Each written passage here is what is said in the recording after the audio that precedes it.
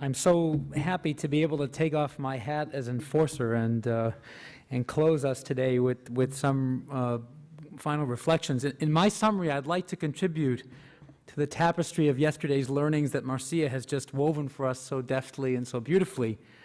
And I'd like to do this by pulling on the strong threads of Professor Paul's schema of the 6 spheres of space, each of which mediates a dynamic movement from the locative to the utopian, or perhaps as a gloss that friendly emendation, the universal.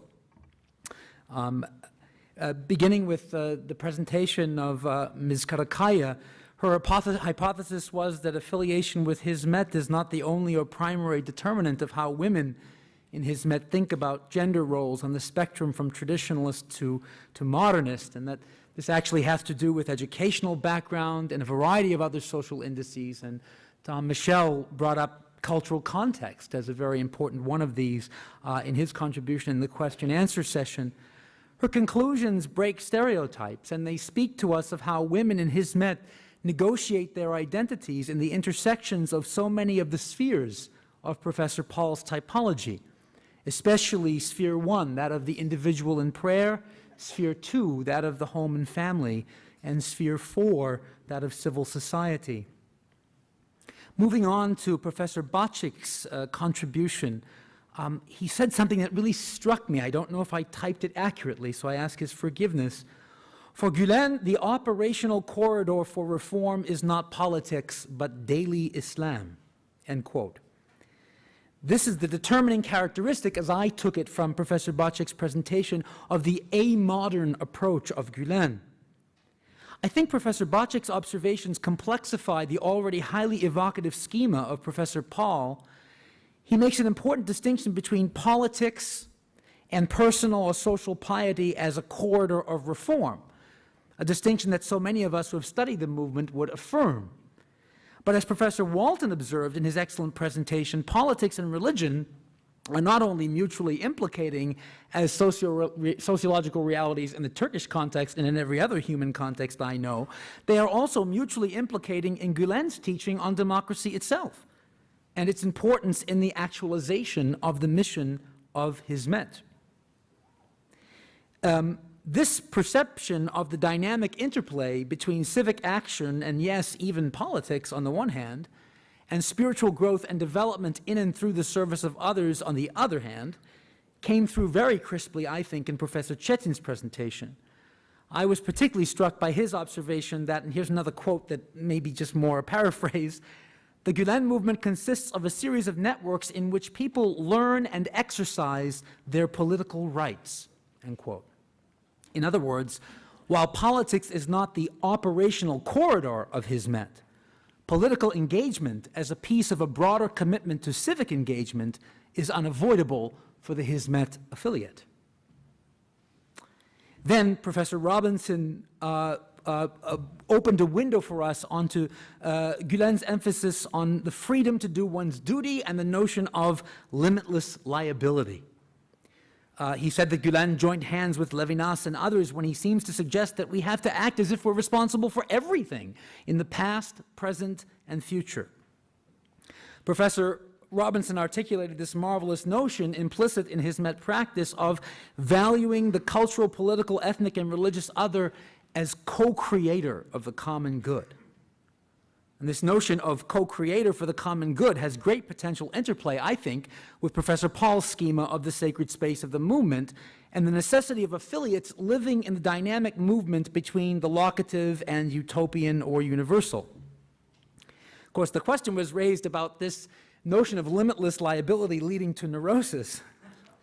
And allow me to suggest that this might only be the case for the person who is a solitary and independent agent.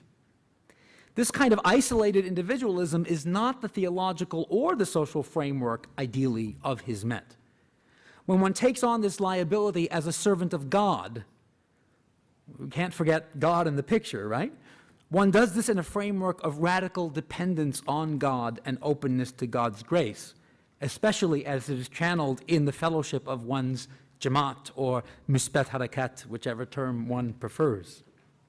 Which leads me to Professor Walton's paper, which I found to be extremely rich His observations are still germinating in my mind, and I think had I heard it yesterday, I'd be pulling on the threads of his work as well as that of Professor Paul's in my attempt to add to Professor Hermanson's beautiful tapestry.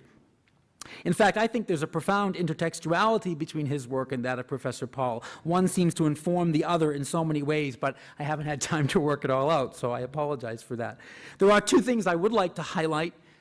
Professor Walton suggested that the primary genre modality of Hoja Effendi as a Muslim scholar is perhaps that of a mufassir, someone engaged in tafsir.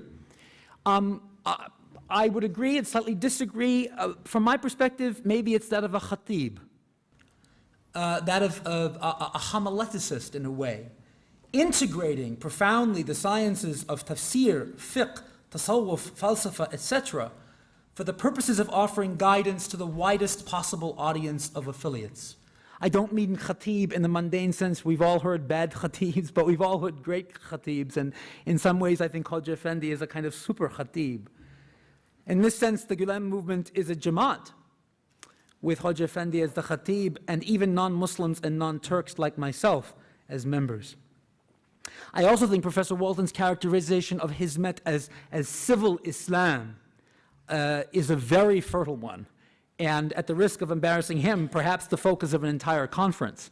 The whole notion of civil Islam, what might we mean by that kind of concept, and in what way does he mean Hizmet is representative of that category? I think that would just be a fascinating topic to explore.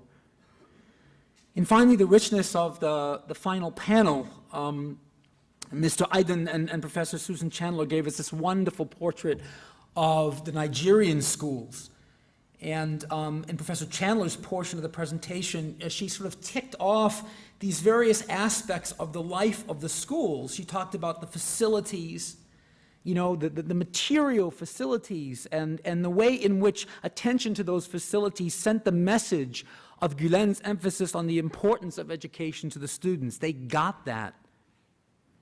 The teachers, seen by the students as the most competent and the most dedicated. One student, Shakina, was impressed by the co-learner paradigm at work in the NTIC. Multicultural community, that the sense of connectedness to a broader community.